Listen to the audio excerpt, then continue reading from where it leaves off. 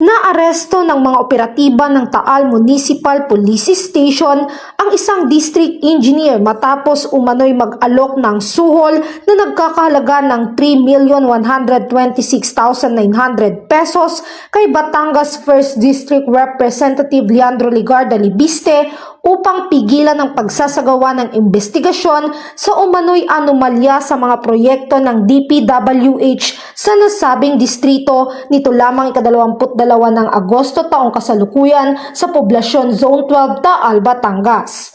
Kinilala ang suspect na si alias Abe, 51 taong gulang, district engineer sa naturang bayan at residente ng San Pablo City, Laguna. Ayon kay Police Colonel Giovanni Emerick A. Cibalo, Provincial Director ng Batangas Police Provincial Office.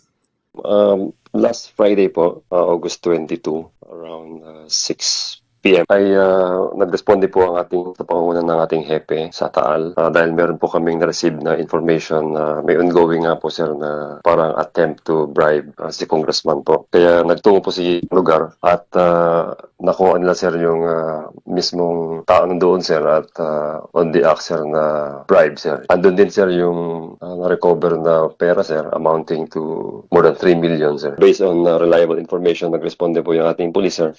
At yun po yung naabutan nila sa isang area sir. We gave him also his rights sir to due process. Kasalukuyang nasa kustodiya ng Taal Municipal Police Station habang inihahanda ang kasong paglabag sa Republic Act 3019 o Anti-Graft and Corrupt Practice Act na isasampa laban sa kanya.